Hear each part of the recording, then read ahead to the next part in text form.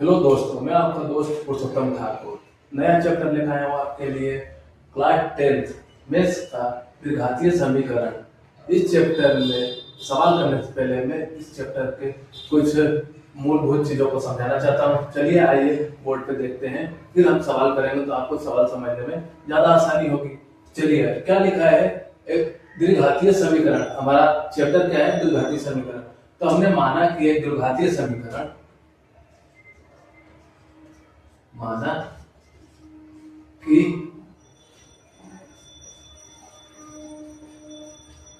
द्विघातीय समीकरण x square plus b x plus c बराबर 0 है। एक द्विघातीय समीकरण a x square plus b x plus c बराबर 0 है। ठीक है, यह एक समीकरण हो गया द्विघातीय समीकरण। द्विघातीय समीकरण में जो हमारा यह x होता है, इसे हम क्या बोलते हैं? इस x को हम मूल या शून्यांक कहते हैं।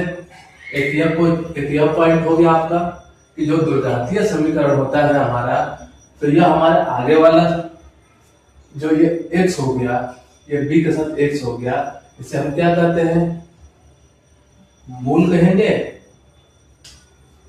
मूल कहेंगे या शून्यांक कहेंगे। ठीक है, अभी जो x के आगे वाली वैल्यू है, a हो गई, b हो गई, c हो गई, इसे क्या कहते हैं? समीकरण का x को हम मूल या शून्यांक कहते हैं। किसका? द्विघातीय समीकरण का। द्विघात समीकरण का। ठीक है, x को हम मूल या शून्यांक कहते हैं द्विघातीय समीकरण का। ठीक है, अभी दूसरा पॉइंट हमारा क्या होता है कि जो हमारा द्विघातीय समीकरण है, x के एक्स स्क्वायर या x के आगे की संख्या a या b है, उससे समीकरण का गुणांक कहते हैं। ठीक है, जो हमारा यह द्विघातीय समीकरण है a x square plus b x plus c बराबर 0, इसके जो आगे वैल्यू होती है, जैसे एक्स स्क्वायर के आगे ए हो गया, एक्स के आगे बी हो गया, इसे हम क्या कहते हैं? इक्वेशन के गुणांक कहते हैं।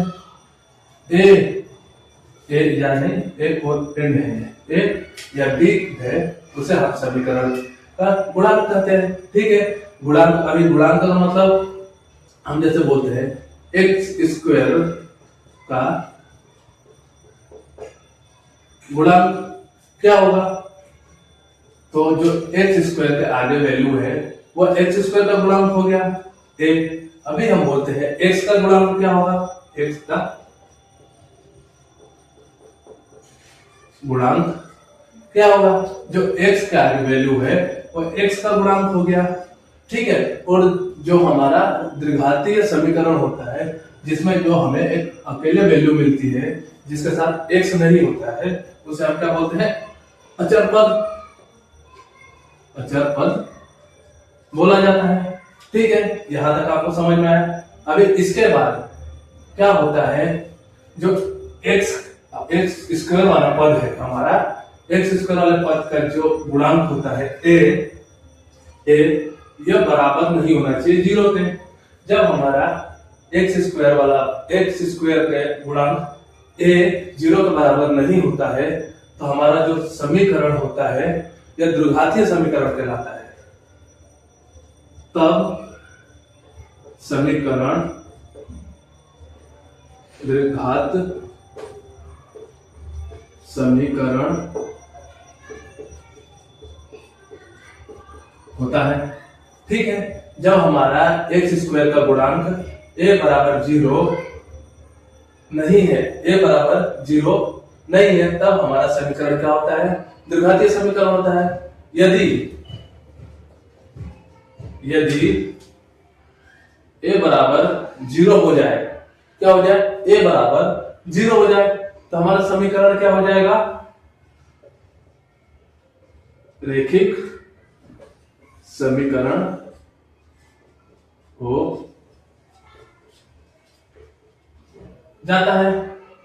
ठीक है, यह एक कंडीशन हो गई।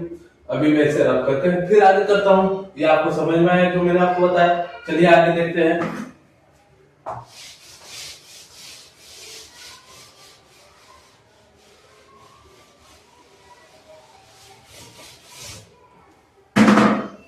इसके बाद जो यह हमारा समीकरण है, इसका एक मूल सूत्र होता है। मूल निकालने का सूत्र मूल या शून्यांक ज्ञात करना। मैंने आपको बताया जब समीकरण है, समीकरण के कोई सा भी द्विघातीय समीकरण होगा, वो सवाल आएगा तो बताया जाएगा क्वेश्चन में कि मूल ज्ञात कीजिए या शून्यांक ज्ञात कीजिए। द्विघातीय समीकरण ax square plus bx plus c बराबर 0 क्वेश्चन में दिया गया है। अभी हमको बोला गया है कि इसे गुणनखंड विधि से ज्ञात कीजिए। गुणनखंड विधि से मूल या शून्यांक ज्ञात कीजिए। तो जो यह गुणनखंड विधि से मूल या शून्यांक ज्ञात कीजिए, यह एक अलग मेथड हो गई। इस मेथड में क्या किया जाता है? ax square plus bx plus c बराबर 0 में से जो यह हमारा बीच x वाला पद होता है, इसे तोड़ा जाता है। इसे तोड़ के x की वैल्यू निकाली जाती है।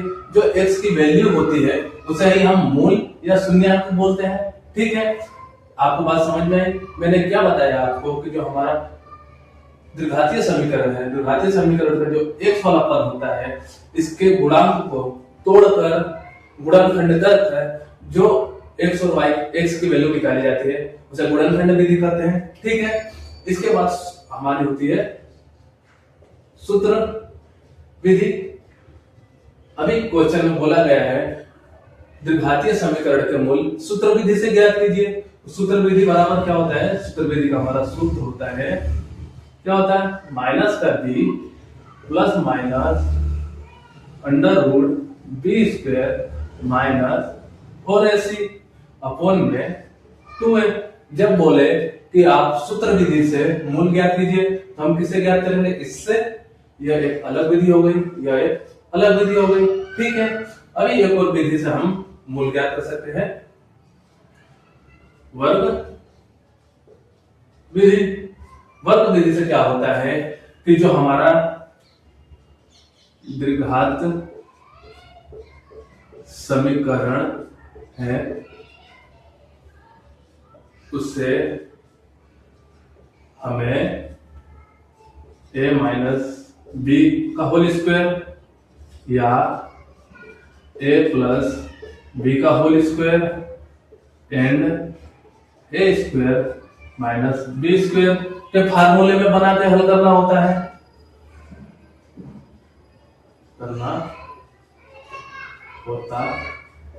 है।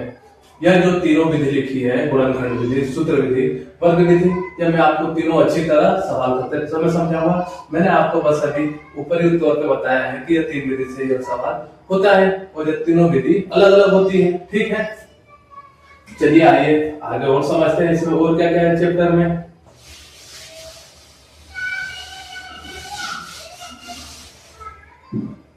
अभी हमें पूछा गया है कि यह द्विघातीय समीकरण है। अब ये द्विघातीय समीकरण की जो x की वैल्यू है या मूल है या शून्यांक है या वास्तविक है कि नहीं है, तो यह कैसे पता होगा? जब हमें मूल ज्ञात करना है और मूल वास्तविक है कि नहीं है, भिन्न है कि नहीं है, या नेचुरल नंबर है कि नहीं है, तो यह कैसे पता होता है? अभी हमारा यह द्विघातीय समीकरण है ax square plus b x plus c बराबर 0। अभी हमें क्वेश्चन में यह पूछा गया है कि जो हमारा द्विघातीय समीकरण है इसके मूल वास्तविक है कि नहीं है, यह कैसे पता करेंगे? यह पता करने के लिए एक सूत्र होता है जिसे बोलते हैं विभक्तीकर। विभक्तीकर बराबर क्या होता है? बी स्क्वायर माइनस 4ac, जिसके इनके आगे एक्स स्क्वायर के आगे का गुणा क्या होता है? ए, हमारा अचर पद सी, एक्स का गुणा क्या होता है? बी। इसकी वैल्यू जो हमने निकाली बी स्क्वायर माइनस 4ac बड़ा है 0 से। क्या है? बड़ा है 0 से। तो क्या होगा? इसके मूल वास्तविक होंगे। ठीक है, मूल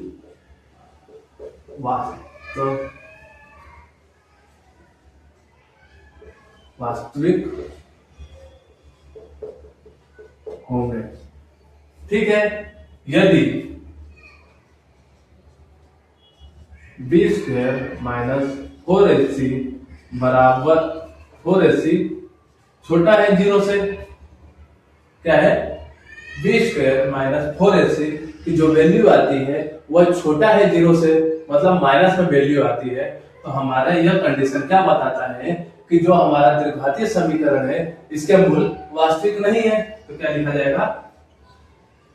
मूल वास्तविक नहीं है। ये दो कंडीशन हो गई, फर्स्ट कंडीशन। सेकेंड कंडीशन हमारी जो कंडीशन होती है थर्ड कंडीशन। थर्ड कंडीशन क्या होती है हमारी? थर्ड कंडीशन यह होती है बी स्क्वायर माइनस 4ac बराबर 0 भी हो सकता है। अभी बी स्क्वायर माइनस 4ac हमने सोल्व किया तो हमारा क्या आया? बराबर 0। तो यह कंडीशन भी क्या होती है? हमारी वास्तविक होती है। इसमें भी मूल वास्तविक